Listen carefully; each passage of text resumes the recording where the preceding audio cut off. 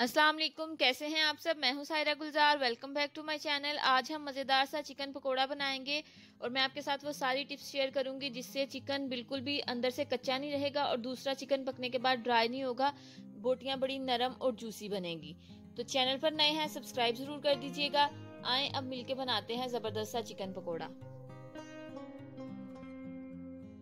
Chicken pakora बनाने के लिए 1 किलो मैंने चिकन लिया है, जिसके नॉर्मल पीसीस कढ़ाई कट यूज करेंगे। बोन वाले चिकन के साथ इसका टेस्ट ज्यादा अच्छा आता है एज कम्पेयर टू बोनलेस के साथ। अब हम इसे मैरिनेट करेंगे। 1 कप सिरका जाएगा इसमें और साथ इसके हम 2 चम्मच बारीक कुटी हुई हरी मिर्चें शामिल करेंगे। 1 खाने का चम्मच नमक ऐड करेंगे और साथ में इसके 1 चम्मच भर के अदरक लहसुन का पेस्ट जाएगा।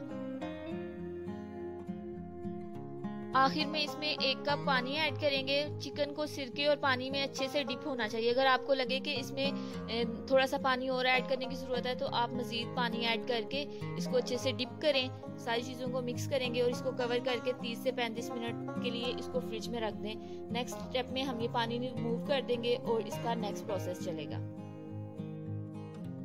आप देख सकते हैं तकरीबन आधा घंटा हो गया था और मैंने चिकन का जितना भी पानी था सारा रिमूव कर दिया और चिकन बिल्कुल ड्राई है। अब इसमें कुछ मसाले शामिल करते हैं। 1 चम्मच भर के पिसी हुई लाल मिर्च, 1 चम्मच धनिया पाउडर, 1 चम्मच पिसा गरम मसाला, आधा चम्मच कश्मीरी लाल मिर्च, आधा चम्मच पिसी हुई काली मिर्च और हाफ टी स्पून इसमें नमक जाएगा। मसाले आप अपने टेस्ट के अकॉर्डिंग कम या ज्यादा कर सकते हैं। अब एक अच्छी सी क्रिस्पी लेयर के लिए पकोड़ों में हम शामिल करेंगे 3 चम्मच कॉर्नफ्लावर और 2 चम्मच इसमें जाएगा मैदा। इन दोनों चीजों को मैंने मिक्स करके यूज किया। आप चाहें तो इसकी जगह बेसन भी इस्तेमाल कर सकते हैं। अब इन सारी चीजों को अच्छे से मिक्स करेंगे ताकि ये चिकन पे मसाले भी लग जाएं और मैदे और कॉर्नफ्लावर की कोटिंग भी अच्छे से हो जाए। चिकन की मैरिनेशन में एक इंग्रेडिएंट स्किप हो गया था। इसमें 2 टेबलस्पून आप केचप ऐड कर दें।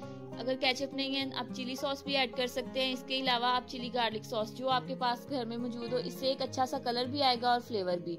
अब इनको अच्छे से मिक्स कर लें। अब देख सकते हैं चिकन पे मसाले की अच्छी सी लेयर आ गई है और कोटिंग अच्छे से हो गई है सारी चीज़ों की। इसको मैरिनेट करके 20 से 25 मिनट तक रख दें और इस चिकन को आप फ्रीज भी कर सकते हैं। 1 महीने तक चल जाएगा, बिल्कुल भी ख़राब नहीं होगा। और इसके बाद हम इसको फ्राई करेंगे। ऑयल को मीडियम फ्लेम पे मैंने गर्म होने के लिए रख दिया था। अब इसमें हम चिकन ऐड करेंगे। चिकन का टोटल फ्राइंग टाइम 15 से 20 मिनट है, डिपेंड करता है आपका चिकन किस क्वालिटी का है। स्टार्टिंग में हमने 10 मिनट तक चिकन को बिल्कुल लो फ्लेम पे पकाना है, अदरवाइज चिकन ऊपर से डिजाइड कलर आ जाएगा लेकिन अंदर से कच्चा रह जाएगा। शुरू में इसको बिल्कुल हल्की आंच पे बनाएं। लास्ट का जो टाइम होगा तेज आंच करके अच्छा सा कलर आने तक कुक कर लेंगे। 4-5 मिनट बाद हम चिकन को हिलाएंगे ताकि इसकी साइड चेंज की जाएं और दूसरी तरफ से भी चिकन को अच्छा सा कलर आए और चिकन गल जाए। तो देखिए जबरदस्त सा चिकन पकोड़ा तैयार है।